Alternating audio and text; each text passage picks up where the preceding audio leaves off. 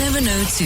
Health and wellness. Let's get into our health and wellness feature now. And today we're discussing hormonal imbalances. I want us to really understand hormonal imbalances and how we get affected by them. Because there's a lot, right? We get affected so much in different ways as a result of hormonal imbalances. I mean, hormones play a critical role in not just regulating many essential functions in the body, but even like metabolism or your mood to growth and reproductive health.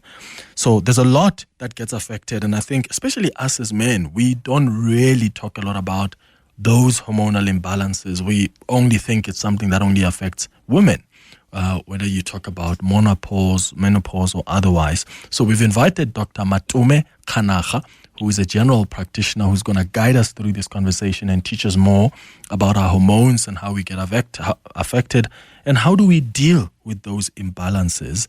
Dr. Kganakga, thank you so much for making time for us. Good morning. Good morning, and 702 lenders. Let's start with just the definition of hormones. So when we talk about hormones, and we'll get to the imbalances in a moment, but when we talk about hormones, what are they and why are they so critical just for our overall bodily function? I think the Lord, as He is one, He created one body that operates as one.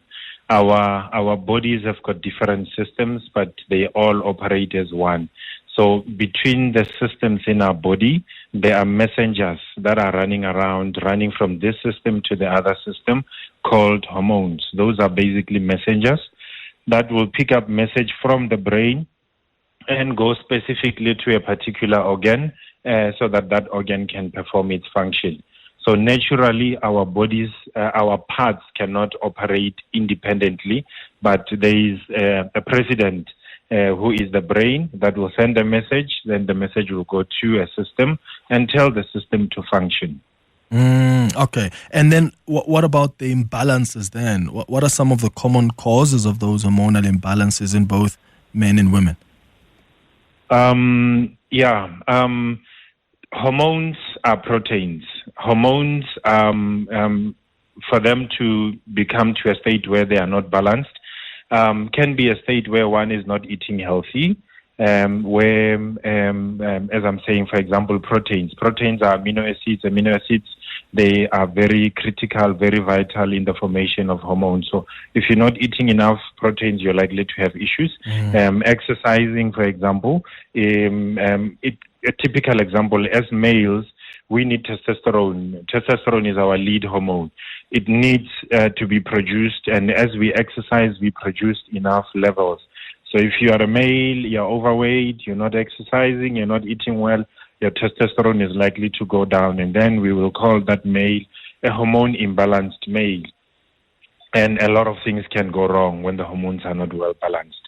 Weight can be an issue. If we're not maintaining a good weight, we're not having enough healthy cells to produce hormones that we need. Improper diet. It's important to have a good and healthy gut health. If your gut is not digesting properly and therefore it will not absorb properly and therefore your body will not have sufficient nutrients to produce those hormones. High intake of sugar, for example.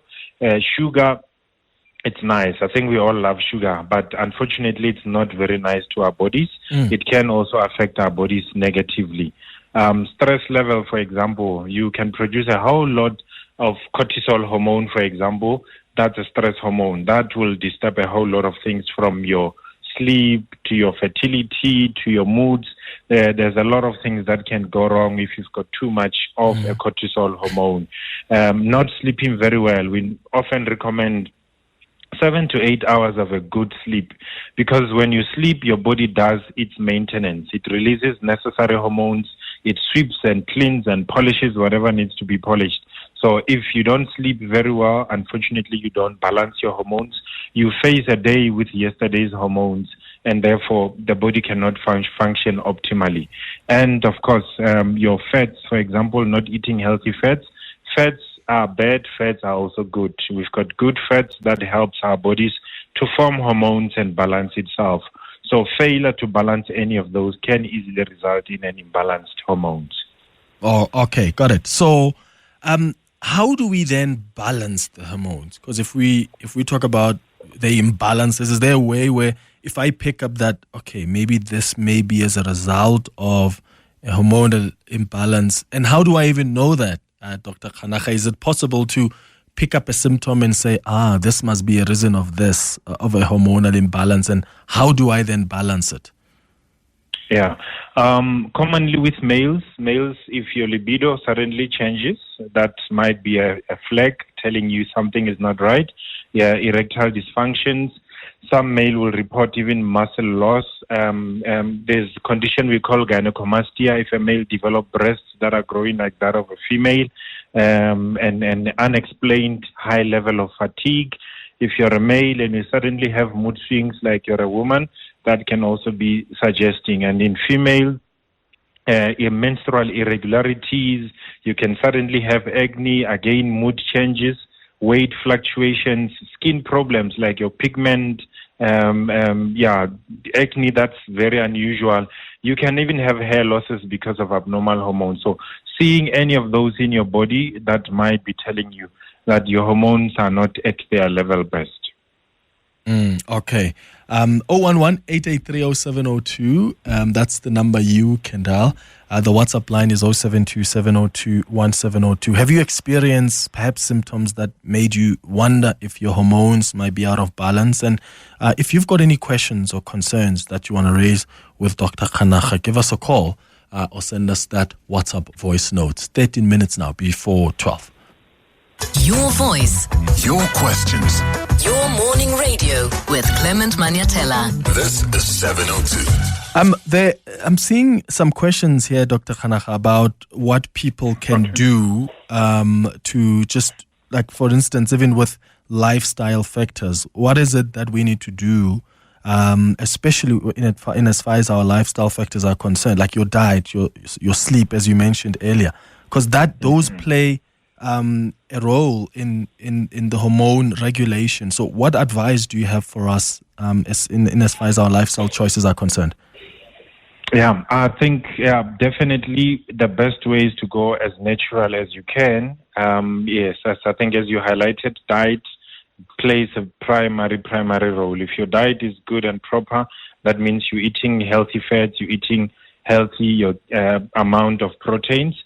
That's good enough. Exercise, if you're stimulating your body balances. Remember, exercise also will improve your sleep pattern. Sometimes people are not sleeping very well because you did not exhaust the amount of energy you had for the day. So by exercising, you exhaust yourself. By the time you sleep enough to go into what we call a REM sleep. Your REM sleep, that's where the maintenance and repair happens. So if you sleep that shallow sleep, unfortunately, you might have closed your eyes, but you're not sleeping. That will not allow your body to do the maintenance and repair. Reduce your stress levels. We understand the economy is tough. We understand things are not as affordable as they're supposed to. Relationships are difficult, but find ways. Cope. If you've got stress levels, find a way. See a psychologist, see a therapist who can help you, that you improve your situations. Having a good night's sleep and watch your sugars. Cut as much as you can, that you don't take more than what your body requires. Okay. I've got some WhatsApps coming through. Let's start here. Morning, Clement and the doctor. I had breast cancer, and immediately after chemotherapy, I was given the hormone Xylotex in injection form. It actually helped me because now that I'm supposed to be going through menopause, I don't have it in a bad way. I'm just okay. Thanks, Dima. Thank you so much for that. Yeah, Dr. Kganakga? No, indeed. There are cancers that are hormone sensitive. So usually such women, after they go through surgery, the cancer get removed. So to avoid other cells activating, they would normally put her on hormonal therapy just to ensure that there are no remaining cells that will activate and become cancerous again. And naturally, there are stages where our bodies will go through hormonal changes. A common example, or simple and obvious example, when a child goes through puberty, when a male starts developing beard, the voice deepens. In case of a girl, the body shapens like that of a woman, the breasts grow, and so on and so forth. It's natural, it's puberty. During pregnancy, a woman would go in a natural state where the hormones are changing. You'd find somebody who's a yellow bone, suddenly they are now chocolate brown. And also in women, stage of menopause. When menopause comes, it's a natural thing. When menopause comes, the hormones are changing. They are telling you you're not as young as you were before. So, but going through all those stages, whenever the symptoms are extreme or uncomfortable, as medical practitioners, we are able to intervene to a certain degree to assist balancing those hormones.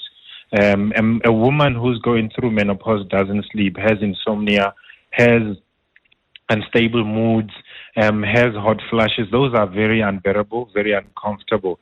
Such a woman, seeing a practitioner, going through the tests, once it's confirmed, we can, for example, put that woman on hormone replacement therapy after having collected history, having known if she's not one of those with the hormone-sensitive cancers, then we can put that woman on hormone replacement so that their lives are comfortable. Okay. And are there any specific life stages where hormonal imbalance is more likely? I mean, for women, we often, hear about not just puberty, but pregnancy, as you mentioned, menopause. But for men, are there specific stages? I think commonly we see it around midlife. Because I think generally around midlife, it's either you've achieved the goals you wanted to achieve or you have not. You're striving very hard. As we mentioned, sleep is one of those. If you're working too hard, trying to catch up with milestones that are behind, or if you have created maybe far too many debts, you're stressed a lot, you're working overtimes and all of those, unfortunately, that age group, that's why we commonly see problems. So I think generally lifestyle is the biggest factor. Good morning, Clement. It's Tibalo here. As the doctor is saying, I've grown the breasts. I don't know how do I remove those because wow, it's stressful. Really, it stresses me. I'm a man, but now I have a chest like a lady. I feel so embarrassed. How do I remove those? Are they removable? Thank you for that question. Dr. Kganakga? Yeah, I think one, we need to figure out what is the cause, what triggered him to develop the gynecomastia. If it's weight, we will normally encourage them to lose weight. And of course, some as they lose weight, also the size of the breast will reduce. But if there's other issues, the hormones are not in order, there are syndromes that go with gynecomastia. If it's the syndrome, then they need to be treated. But if everything else is okay, yes, they can also be surgically removed. Okay.